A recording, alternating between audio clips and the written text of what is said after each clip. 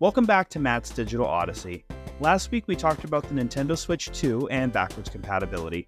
Today we're diving into a topic that's been nagging at me for a while: digital game collecting and the harsh reality that you don't really own. And hey, it's not just games. The issue creeps into movies and other media too. I'm looking at you, Sony, with your decision to stop producing Blu-rays in certain regions. Yep, the days of physical media are fading fast, and as someone with a large collection of DVDs, Blu-rays, and various game console collections, that hit me hard. So let's start with the news that got me thinking about all this. Recently, Sony announced that they were discontinuing Blu-rays in certain parts of the world, including Latin America. Now, this might not seem like a big deal, especially if you fully embrace streaming. But for collectors like me, it's another reminder that physical media is quietly being pushed aside in favor of digital libraries. And I'll admit that I have a shelf of DVDs and a shelf of Blu-rays that I've been curating for years. Some of them are rare editions, limited releases, the stuff that make collections really special. But what's a little sad is I don't even buy physical movies as much anymore. Streaming is easier, it's convenient, and you don't need to clear space on your shelf. But it comes with two problems: when that movie or show you want to watch isn't available on anything, and a cost. Ownership. And that brings me back to games. Digital libraries give us that same instant gratification. Steam, PlayStation, Xbox, Nintendo, they all make it so easy to just click buy now and start playing within minutes. But as convenient as that is, what are we really buying? A license to play, not a product to own. Ubisoft made headlines when users realized that they were losing access to certain games they thought they owned.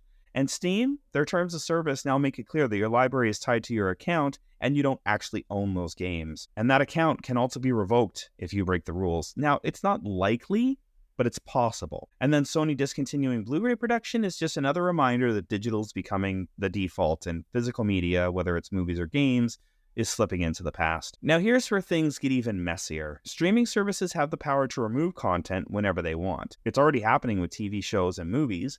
One day your favorite movie is on Netflix, and then next it's gone. Poof, vanished without a trace. The same can happen with games. If a platform shuts down or a company loses the rights to a title, that content can disappear forever. And that makes me very angry, especially for preservation, or being able to revisit old classics. That's why I still love my physical collections. Even if I don't buy movies as much these days, they're mine. No one can take them away, no matter how many licensing agreements change or streaming platforms come and go. And I can play those classic PS1, Genesis, Super Nintendo, and 64 titles anytime I want, even if the hardware might not last as long. Now, I know what a lot of you are probably thinking. Why not just embrace the change? And honestly, I do get it. Physical media takes up a lot of space. I have shelves dedicated just for games. But you also need to buy things to store that digital content. I have 1 terabyte dedicated to my games on my gaming PC.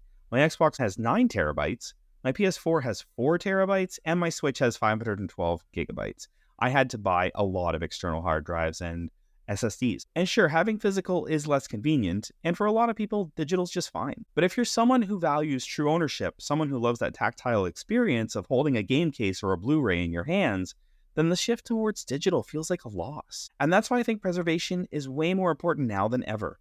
Whether it's gaming or movies, collectors or archivists, we're all going to have a big role to play in keeping media alive, because if companies won't do it, we have to. So where do we go from here? Do we fight on holding on to physical media for as long as possible? Do we accept the trade-offs of digital convenience? Or is there some middle ground we haven't found yet? For me, I'm still grappling with it. I love my physical movie collection, and I'm not adding to it much.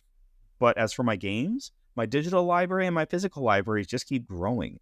And even though I don't really own any of those digitals, I still love the fact that I can play them without going to get a physical media disc or cartridge. So what about you? How do you feel about this shift? Is it the future we want or the future we're stuck with? Let me know your thoughts. Are you still holding on to physical media, or have you gone fully digital? What do you think about companies like Sony phasing out Blu-ray production, or Best Buy not even selling Blu-rays anymore? Thanks for tuning in to this week's episode of Matt's Digital Odyssey. Don't forget to subscribe, and I'll catch you next time for my season finale. It's going to be something special. So until then, keep exploring, keep dreaming, and I'll see you in the next Odyssey.